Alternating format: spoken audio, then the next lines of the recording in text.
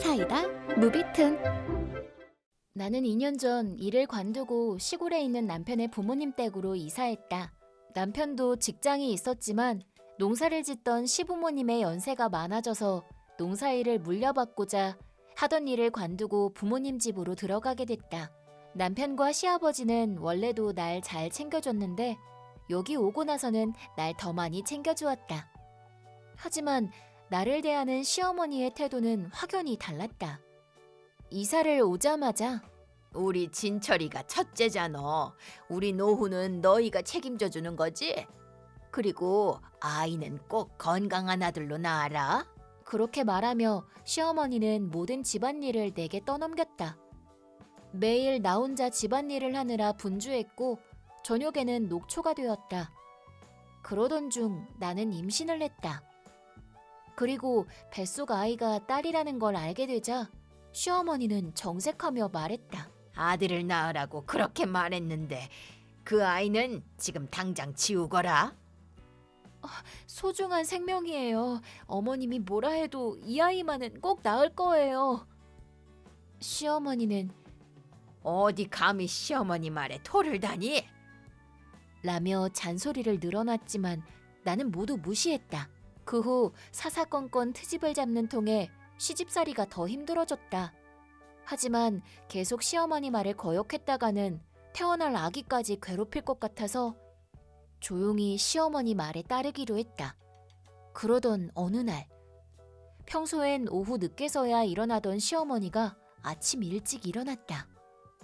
지연아, 순산 기도드리러 가자. 네? 지금이요? 그래, 뭐 문제 있니? TV에서 봤는데 오늘 날씨가 기록적인 폭염일 거래요. 어머님도 힘드실 테니 기도는 다른 날에 드려요. 지금 날 늙은이 취급하는 거냐? 난 네가 건강한 아기를 낳았으면 해서 한 말인데 운전은 내가 하마. 뱃속 아이 떨어뜨리려고 맨날 창고 방 정리에 높은 곳 청소나 시키더니 갑자기 무슨 바람이 불어서 저러나 싶었다. 하지만 싫다고 해도 소용없는 일이었고 출산이 가까워지자 시어머니의 생각도 바뀌셨나 보다라고 생각해서 나는 얌전히 차에 올라탔다. 산길을 달려서 차로는 지날 수 없는 오솔길에 다다르자 시어머니는 이 길을 쭉 따라가면 신사가 나올 거야. 라고 말하며 차를 세웠다.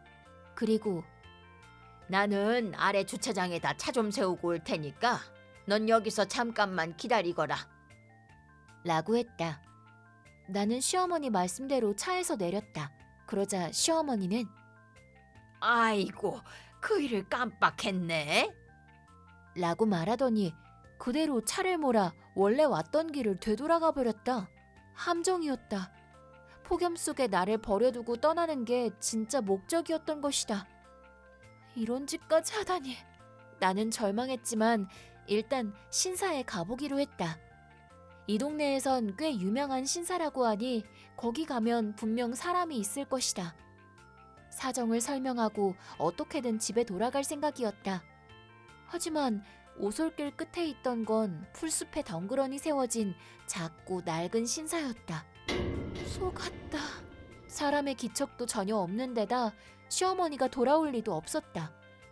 마실 물도 없었던 나는 땡볕 아래서 무거운 배를 안고 비틀거리며 어떻게든 집에 돌아가야 해, 살아나가야 한다 라는 일념만으로 땀을 뻘뻘 흘리며 한 발 한 발 걸어갔다. 하지만 숲을 빠져나오자마자 나는 의식을 잃고 말았다. 눈을 떴을 때는 병원이었다. 옆에는 남편이 울고 있었고 내 배는 평소 느낌과 달랐다. 뱃속 아기는 살리지 못했어. 나는 마취가 아직 덜 풀린 탓인지 정신이 몽롱했다. 엄마한테 들었어.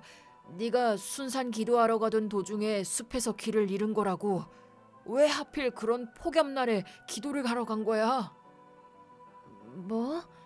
남편 뒤에 있던 시어머니는 시아버지에게 지연이가 막무가내로 기도하러 간다는 걸 내가 말렸어야 했는데, 그리고 내가 좀 더 빨리 발견했더라면 미안해요. 정말 미안해요.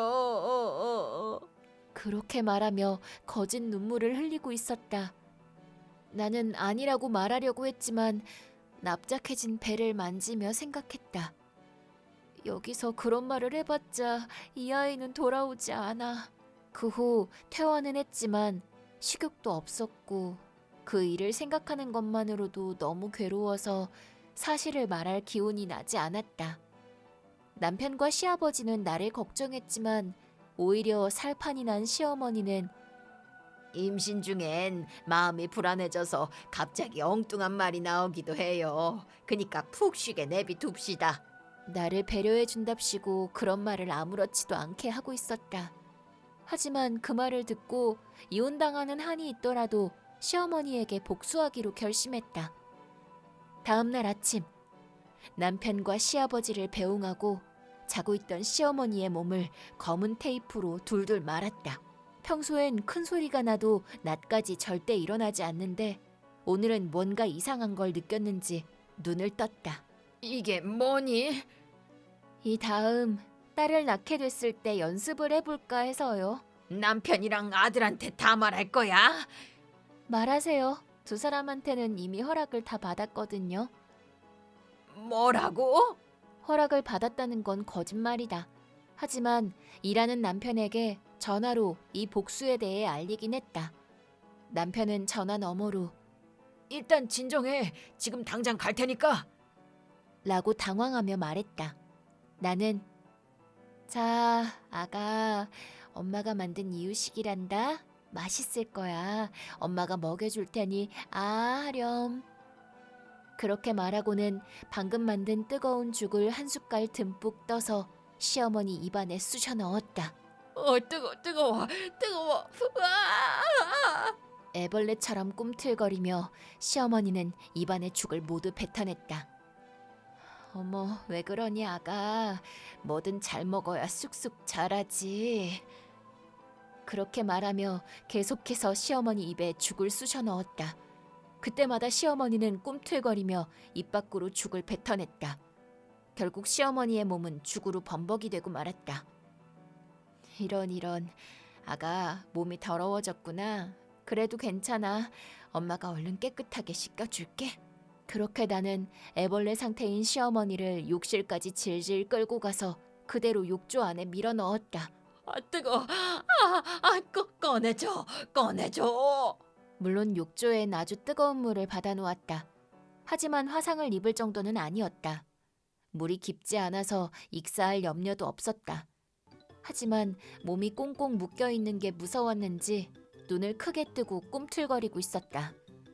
그런 시어머니의 어깨를 꽉 누르며 아가, 그날 네 언니도 엄마 뱃속에서 정말 많이 뜨거웠대. 네 할머니가 너도 딸이라는 걸 알면 똑같은 짓을 할지도 모르거든. 그니까 미리 뜨거운 물에 익숙해져야 해. 제발 누가 도와줘요. 너무 뜨거워.